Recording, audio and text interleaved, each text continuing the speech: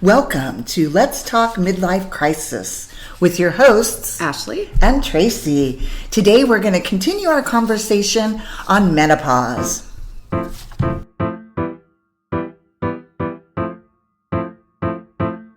We wanted to cover a little more information in this episode as far as resources, possible medications that will work for you, some self-care remedies, supplements, vitamins. Stuff that will help with symptoms of menopause. So some of the things that I was able to find as I searched what I like to call the Oracle, Google, they have several books on the subject. And I found the most interesting looking books. Obviously, I haven't read any of them yet. For 2023, the top 10 on goodhousekeeping.com. Which really surprises me, and I don't know why. It makes sense for it to be there, but it would be not the first place I would think to go to for a resource, for more information on we'll call it. Yes, definitely. No, it definitely had a great list, and some of them had some really catchy titles, but they looked like some really good resources. Another one was as far as just, looking up information regarding symptoms, things that you can do to help with those, or, if and when you should go see a doctor if it's getting too bad. Right. MayoClinic.org was very resourceful, as well as I guess we have a National Institute on Aging. That website is nia.nih.gov, and that was really interesting as well. It covered a lot. Great. And you can also find all of these resources and links to them on our website at letstalkmidlifecrisis.com. Yes. One of the things that we touched on in our last episode was a show that we had watched, The Checkup with Dr. David Agus. Yes. And that was episode 2 for those of you that want to check it out. It's great. Oprah and Maria Shriver talk about menopause. Another one that I noticed the other night, there was a little blip about it on the nightly news on NBC. Right. That one more so addressed the workplace, and that management needs to be aware of their employees that are in that age group, that they are going to be dealing with symptoms. And, a lot of women miss work because of it. If you're getting migraines, if your hot flashes are too crazy, if you're too tired, there's a lot of different things that can affect your performance at work. Even if you don't miss work, it could affect your performance. Absolutely. Even if you are there, they need to understand that you're going through this stage in life, and they need to be educated on it and sensitive to it. Yes. I was fortunate to most recently work for a female that owned the agency. It was so helpful. Yeah. And that we had quite a few women, and I believe I'd mentioned this previously, that was going through it or had went through it. So it was wonderful for me to have those resources. Right. Some of the women swore by hormone therapy, and other ones, were dead set against it. I think, again, it's a personal choice, right, with regards to hormones. But there are also other possible remedies and supplements that you can take to kind of ease some of the symptoms. Yeah. One thing I think is huge for anybody, any time of their life, is self-care. Make sure you're getting enough sleep. Make sure you're eating a healthy, well-rounded meal every day. 3 meals a day, whatever. Not all of us eat 3 meals a day, but make sure you're eating and healthy, nourishing your body. Healthy, which is something I really need to start focusing on. I never have. We all do. Yeah, I never have. But there's also different supplements and vitamins and herbs that you can incorporate into your diet that will help, again, ease the symptoms.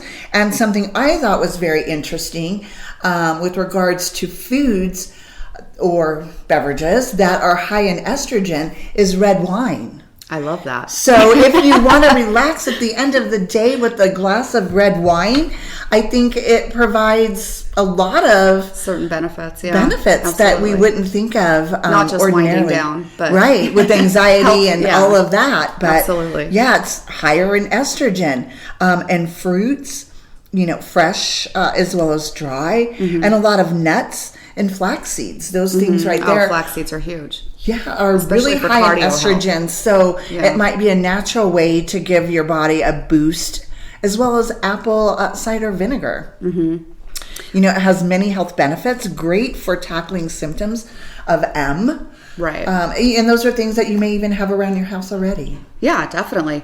You had mentioned supplements. One of the ones I recently started taking over the last year, and more so for my tendonitis and my arthritis, the inflammation, the aches, things like that, is magnesium. And there's certain kinds of magnesium, so you definitely want to consult with your doctor and make sure you're taking the right one for whatever needs you're addressing, or ailments you're addressing. It's been huge for me, and one thing it did that I didn't even realize it would help was my bloating. I have a lot of allergies to various things, animals, plants, foods. Right. So I'm constantly, my immune system's constantly fighting that all the time, and it causes some issues with, bloating and things like that for me. And the magnesium has dropped that drastically. It's amazing. I call it the miracle pill. It also helps keep you regular if you have issues with that. Right. And it helps with difficulty sleeping, and depression, and anxiety, keeping the bones strong. Yes. Osteoporosis, which also is something that you have to be careful of, Right. when you're aging, if you will. So yeah, definitely magnesium. Yeah, it's my favorite. I love that. Love that stuff. Also, hypnosis, yoga, acupuncture have been known to help with hot flashes, improve memory, and sleep quality too. So there's some other things. I've always wanted to do yoga. I've never done it. I don't know why. It's simple. It's something that you can do from home. Once you know the basic steps, I think, and with YouTube and other, it's everywhere. Streaming options, I'm sure it wouldn't be hard to learn the basics, but something else, and I'm getting ready to go back to my primary care doctor to get the results from my most recent bone density tests.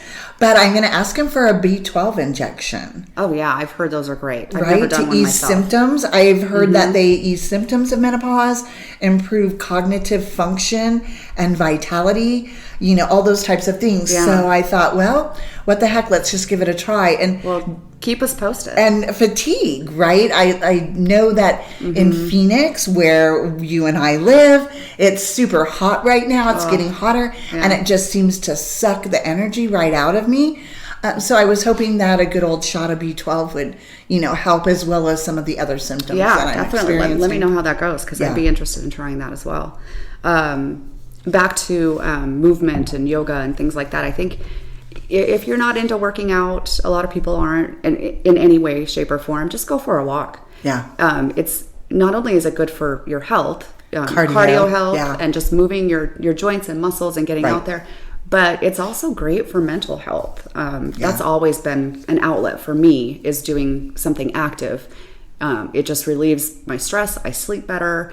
All around, I really think it helps my mental health. True. True. And I was in a phase at the beginning of COVID where I was riding my bicycle a lot. That's right. Right? With another one of our OG crew members that lives, in the neighborhood. We would, ride our bikes around the neighborhood, and it was fantastic exercise. And like you said, I'm sure it had other benefits beyond what just what I was thinking of for exercise, and fun, right? It was fun. We had the benefit of living in Arizona during the early stages of the pandemic, and so a lot of people were cooped up in their homes because it was February, March. Remember those shots of people in New York hanging off their balcony? Oh my god, it was terrible. But it's crazy. I'm telling you, I went on 2-3 walks a day. In the early stages of the pandemic, just to get out of the house. But like I said, fortunately we have great weather here, so we were able to I think I did too, right? Because I think at that point you just wanted to get out, right? You and I were so used to traveling so often, right? So it was really difficult for us to be cooped up, right? And other natural supplements and vitamins that are known to be good for symptoms of menopause is black cohosh, magnolia bark, Interesting.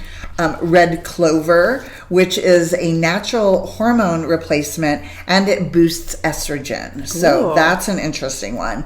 Wild yams, which I actually tried years ago, yam cream. I don't know if you saw the second movie, Sex and the City 2, the second movie where Samantha was going through menopause and was using yam cream. So I was game for anything and tried it.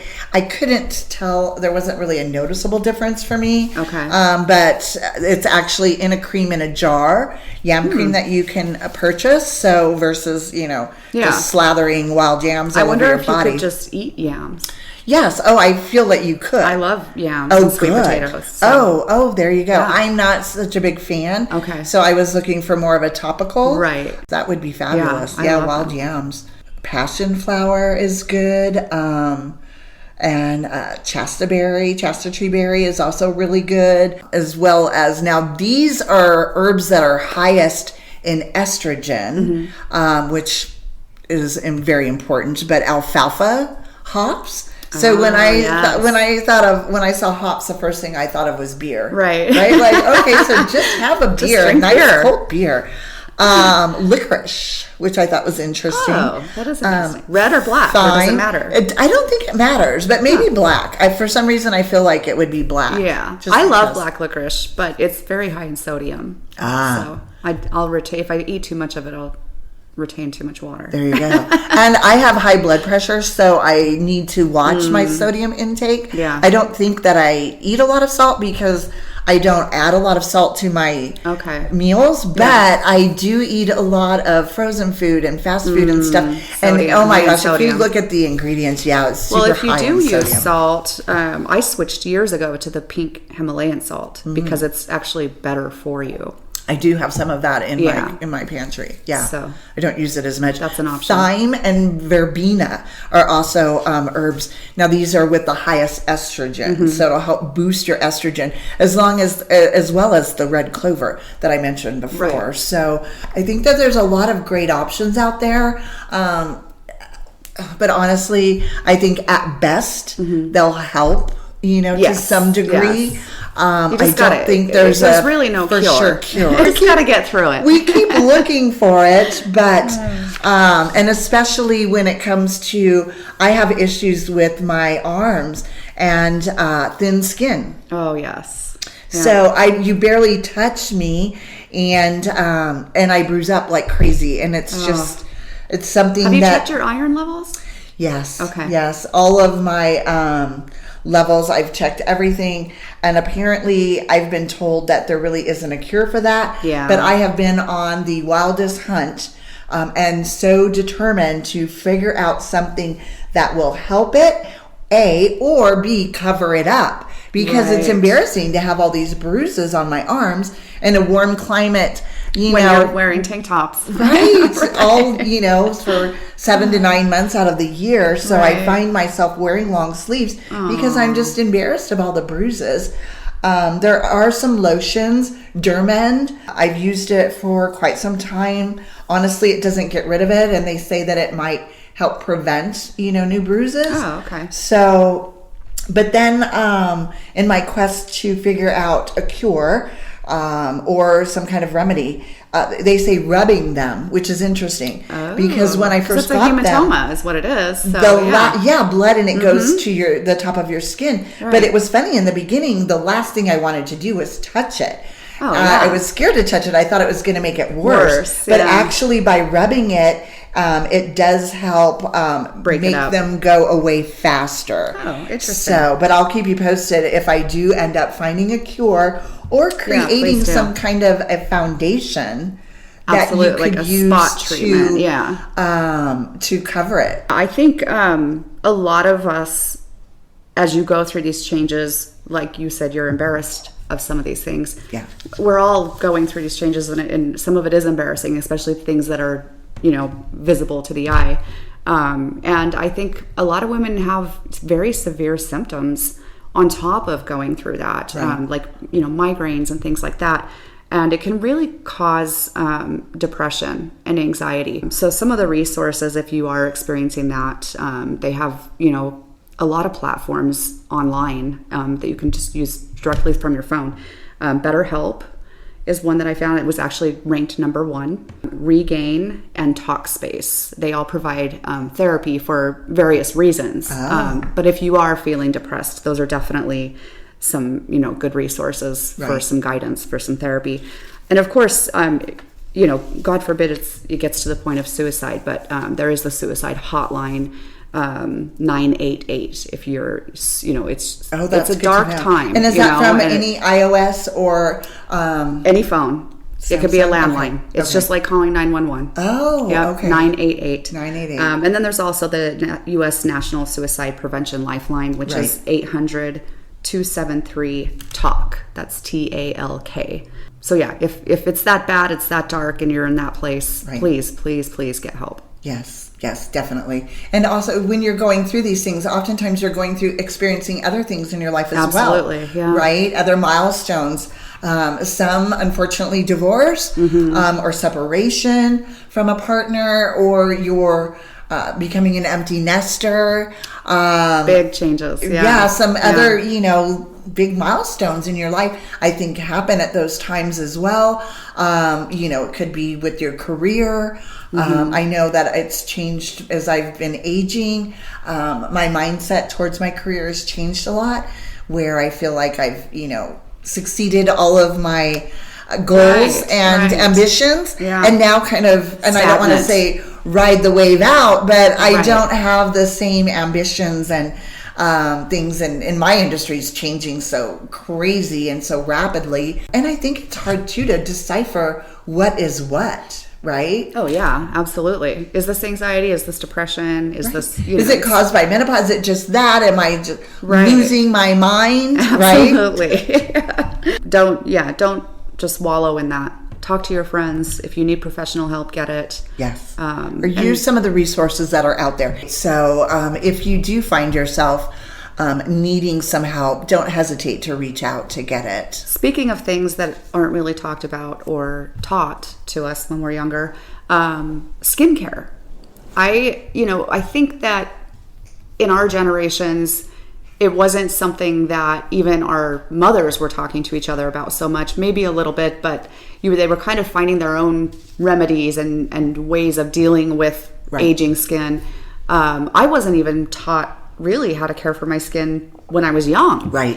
Which I wish I would have, because as we all know, everything shows up a lot later in life. Right. So, I wish that I had worn sunblock. I wish that and not just on my body. I was always taught to put it on my body, but not on my face. Right. Well, and I'm allergic to it, so I can't put it on my face. Even I've tried some of the organic offerings as well, and I just can't do it on my face.